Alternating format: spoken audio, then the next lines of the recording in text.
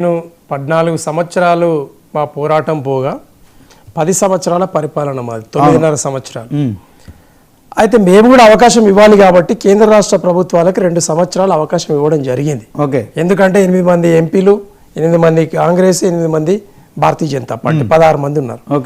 ఈరోజు మరి చట్టసభలో అసెంబ్లీలో దాదాపు మాది లెక్క ప్రకారంగా అయితే 39లో 2 పోగా 37 మంది అయితే మేమే ఉన్నాం. వాస్తవంగా ఇద్దరు అంటే చనిపోయిన వాళ్ళు. సో 37 మందిలో ఈరోజు ఒకరేమో ఇట్లా అంటారు, ఒకరేమో అట్లా అంటారు.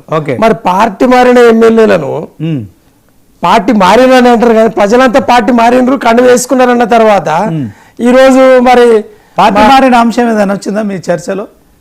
ఎమ్మెల్యేల పార్టీ మారిన అంశం వచ్చిందా? లేదా ఎమ్మెల్యేలు పార్టీ మారినరు, మరి వాళ్ళని అనర్హత వేటు వేయకుండా ఈరోజు అధికార దుర్వినియోగానికి పాల్పడి వాళ్ళని ఎమ్మెల్యేలో కొనసాగించడం అనేది ఎంతవరకు సమంజసం అనేది మరి కాంగ్రెస్ పార్టీ చెప్పాల్సిన అవసరం ఉంది. గారు 5 మంది ఎమ్మెల్యేలకు అనర్హత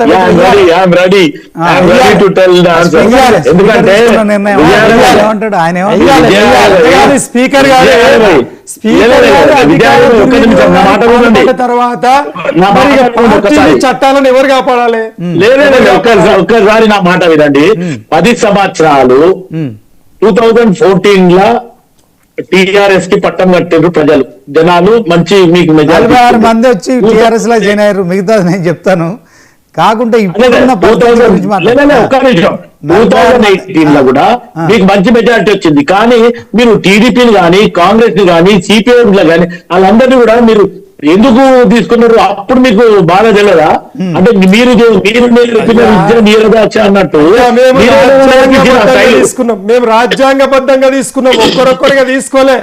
ఇక్కడనే ట్విస్ట్ ఉంది. రాజ్యాంగాన్ని కాపాడింది మేము. మీరు వస్తే లెజిస్లేచర్ పార్టీగా రండి అని చెప్పడం జరిగింది. వాళ్ళు లెజిస్లేచర్ మెజారిటీ బై మైనారిటీ లెక్కలో వాళ్ళు లెజిస్లేచర్ పార్టీగా వచ్చిరు కాబట్టి మేము చేర్చుకున్నామని తప్పిస్తే ఇప్పుడు కూడా మేము ఓపెన్ ఆఫర్ ఇచ్చినాం కాంగ్రెస్కు.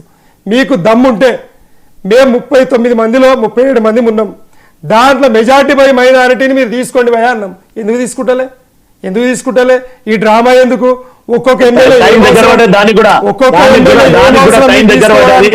ఇప్పుడు విజయారాయ్ గతంలో మీరు అన్నట్టు ఏదైతే ప్రభుత్వాన్ని కుళ్ళగొడతామంటే మా ముఖ్యమంత్రి రేవంత్ రెడ్డి ఏమన్నాడు? మేము కూడా గేట్లు తెచ్చినాం, ఫ్లో ఇటే వస్తుంది అని చెప్పిండు. 10 మంది వచ్చిరు అనుకుందాం, ఇంకా 15 మంది వస్తే కథం అయిపోతుంది. ఎల్పీ ఉండదు,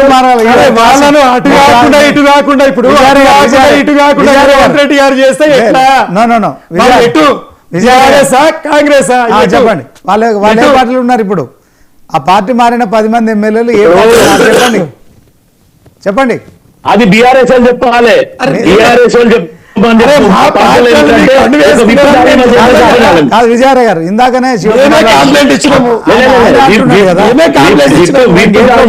వాళ్ళు వచ్చేసిరు అని అంటున్నాడు కదా. విజయారాయ్ ఒక్క పని చేయండి. మీ కేటీఆర్ చెప్తావా? కేసీఆర్ ఫామ్ హౌస్ తెచ్చిండు కాబట్టి కేసీఆర్ చెప్తావా? 10 మంది 37 మందిలో 10 మంది మా దగ్గర లేరు పోయి వీళ్ళు ఆగమైన రావా? విప్పు జారీ చేయాలి, వాళ్ళని సస్పెండ్ చేయండి. సస్పెండ్ చెప్పి కంప్లైంట్ ఇచ్చినాక అది మీ భయం. వెయిట్ అయ్యామని మేమే కదా అడిగింది. మరి మళ్ళా సార్ అట్లా ఇప్పుడు అనర్థ వెయిట్ అయ్యమని మీరు కోర్టు కూడా రాదు. 10 మంది మా పార్టీలో లేరు,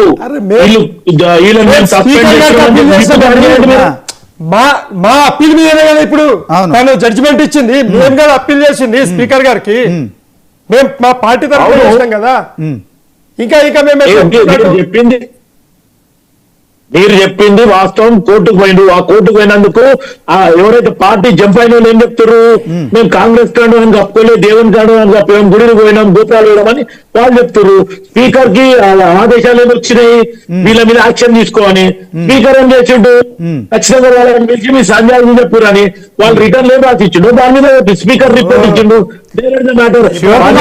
శివకుమార్ గారు ఏమంటున్నారు అంటే, శివకుమార్ గారు వాళ్ళతో రాజీనామా చేయించవచ్చు కదా అంటున్నారు.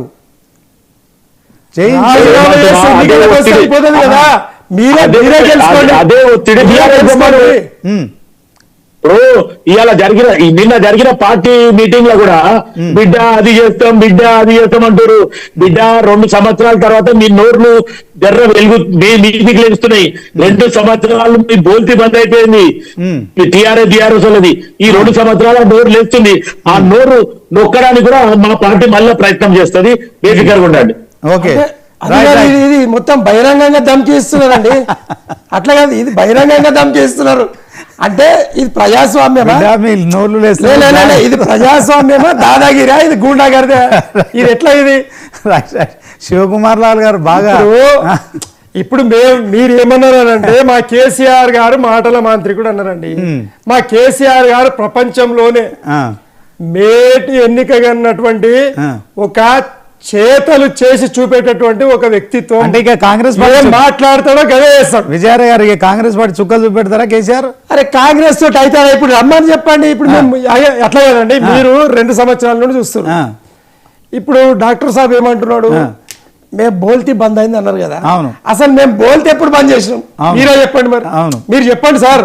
మేము యుద్ధమే చేయకపోతే రైతులకు రుణమాఫీ కాకుండే. అవును అవును అవునా? రైతు భరోసా రాకుండే. అవును అవునా?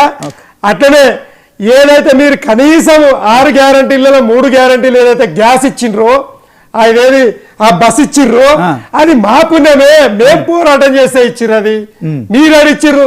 మీకు నిజంగా చిత్తశుద్ధి ఉంటే ఇప్పుడు మీరు ఇచ్చిన 420 హామీలలో మీరు టిక్ పెట్టండి, మేము కూడా టిక్ పెడతాం. ఇగో ఈ హామీ నెరవేర్చినాం, ఈ హామీ నెరవేర్చినాం పెట్టండి. మీకు మాకు ఛాలెంజ్. రేపు పొద్దుగాల 1 గంట మేము డిబేట్ లో కూర్చోమని చెప్పండి. డాక్టర్ సాబ్ కు నాకు మేము టిక్ కొడతా ఉంటాం. మీరు ఎన్ని చేసిర్రు, మేము ఎన్ని పోరాటాలు చేసినా మేము చెప్తాం. ఈ రోజు కోతల ప్రభుత్వం ఏంది ఇచ్చి హామీలు 100 రోజుల తర్వాత ఇవ్వయా అంటే తెల్ల రేషన్ కార్డు కావాలి, కండిషన్ సప్లై. విజయ్ గారు ఓకే, మొత్తానికి మాజీ సీఎం కేసీఆర్ తాజా సీఎం రేవంత్ రెడ్డికి అయితే సవాల్ విసిరారు. 100 రోజుల్లో అమలు చేస్తామన్న ప్రతి గ్యారంటీని కూడా ఆయన ఉదాహరించారు. ప్రెస్ మీట్లో మీరు కూడా చూశారు.